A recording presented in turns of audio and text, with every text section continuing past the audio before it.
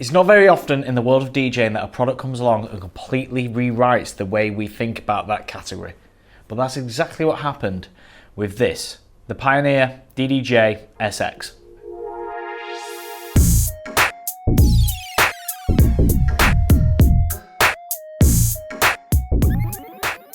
Hi guys, welcome back to Crossfader. My name's DJ Holland and this is the Pioneer DDJ SX. Now, the SX was released all the way back in October 2012 for a street price of around $1,200 in the US, €1,000 in Europe, and just over £800 here in the UK. Now, the Pioneer DDJ SX was released alongside Serato DJ. For those that don't already know, Serato DJ was the first program that incorporated two sides of digital DJing. Before DJ, Serato had two individual products. There was Serato Itch, which was based for, made around MIDI controllers, and there was Serato Scratch Live, which was for DVS users.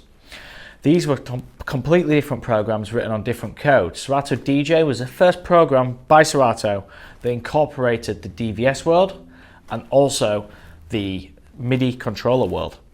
Serato DJ brought with it a whole host of brand new performance features.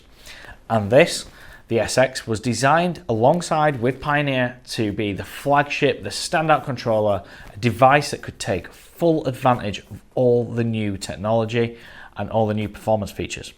And that is shown in the design and layout of the controller itself. We had Serato DJ bringing 8 hot cues, rolls, slicers, sync. Sync had not been seen in Serato before Serato DJ. We had 4 virtual decks, the ability to control 3 isotope effects along the top of the controller, 3 individual banks per deck. We had the ability to needle strip search. That was a feature taken from the CDJ 2000 Nexus that had been released just a month before this. Serato had brought a whole host of new features in the software, and Pioneer had brought the best from its standalone range, from its layout to the needle strip search, even to the 24-bit DAC that outputs the audio from this controller. It was a real combination of Pioneer DJ's hardware and Serato's new features that made this controller stand out. In fact, the controller's size was mentioned when it was first released. Until this controller came along, even 4-channel controllers, such as the Native Instruments Tractor Control S4, they'd all been small, they'd all been lightweight, and they'd all been primarily plastic in construction. Now, this was great for the mobile DJs and whatnot, people traveling with the device. But you've got to remember, in the world of, clubs and bars, controllers were never seen there, and that was mainly down to a lot of stigma, a lot of prejudice, and a lot of people saying that controllers weren't professional enough. Pioneer DJ bringing the design layout from a DJM mixer and putting it in the middle of this controller, using a metal faceplate on the construction of this device and just making it feel premium, really helped break the mold and pave the way for controllers to be more commonplace inside a DJ box and inside in a nightclub or a bar. Add to that the host of professional hardware features that Pioneer added to this controller. We've got 2 phono inputs, 2 line inputs, which means this controller can actually just be used as a mixer on its own. We've got 2 microphone inputs, one being a jack, one being a XLR jack combo. We've got the outputs, we've got a dedicated booth output on TRS balanced outputs and XLR master outputs as well. These are connectivity that we see on a DJM flagship mixer. Never before have we quite seen this level of detail put into a sub £1,000 controller. This controller really did change the way that a lot of people looked at the industry as a whole. All of a sudden, with these new features such as sync, the ability to control 4 decks, especially from the hardware itself, the dedicated deck select buttons allowing to change between which layers you're controlling and outputting all 4 through the controller itself, this really did change the way that a lot of people looked at controllers. In August 2014, the Pioneer DDJ SX was still one of the best-selling controllers on the market, but rival controllers had started to catch up.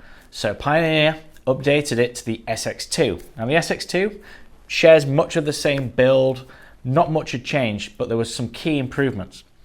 First of all, the pads were now RGB, so when you assigned a colour to your hot cues and things like that, it'd show on the controller itself. Really helped modernise the controller. The jog wheels had the cue countdown added to them, much like in rival controllers and players of the time. We also gained Serato Flip dedicated controls. This was a recently announced expansion pack for Serato, so we had dedicated controls to create and record flips and play them back. And finally, we got full control of DVS. Now the original SX did of course have 4 line inputs and 2 phono inputs, but they could only be used for playback. You could only use it as a standalone mixer. Serato enabled the DVS functionality inside the SX2, which meant we could use these external devices to control Serato itself. So if you had a spare set of turntables and some control vinyl, you could plug them into the SX2 and use that as a DVS interface, which was really, really cool to see and allowed for some interesting and dynamic setups. Finally, in the summer of 2018, Pioneer DJ updated the SX range to the SX3. Now the SX3 shares the same chassis, much of the same components as the original SX1 and SX2, but its mixer section had a big update. No longer did we just have a high-pass, low-pass filter on the mixer, we now had the color effects taken from a DJM mixer. So this enabled echo, jet, noise and gate, which was a really nice update. We also gained another microphone input. So we had 3 microphone inputs now.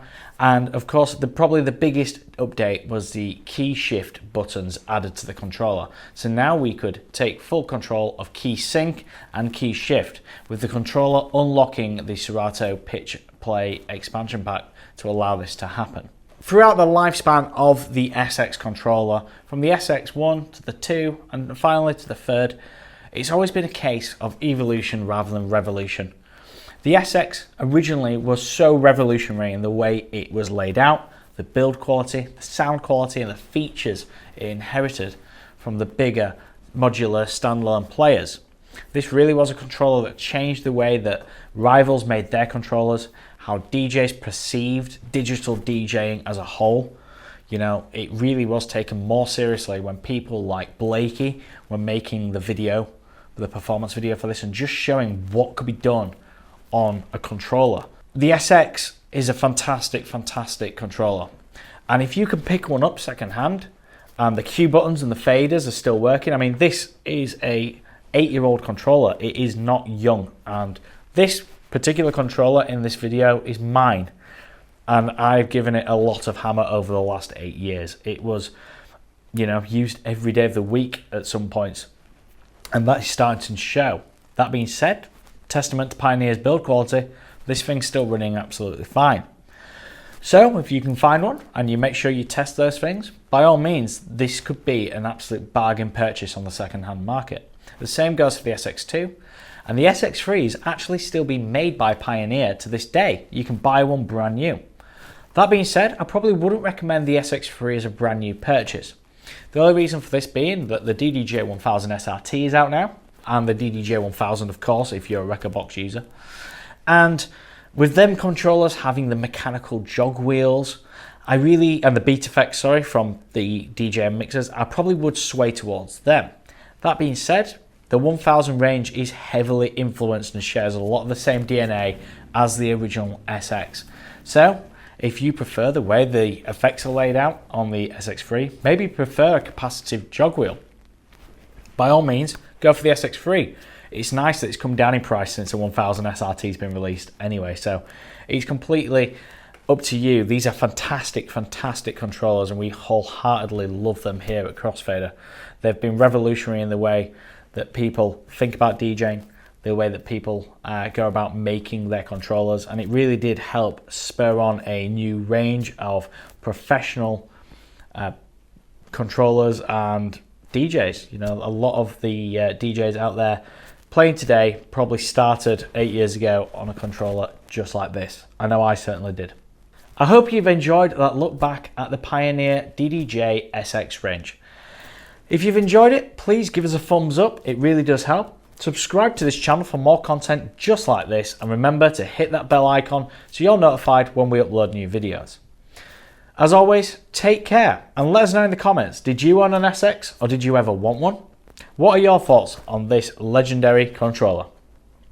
Thanks for watching, and we'll see you in another video sometime soon.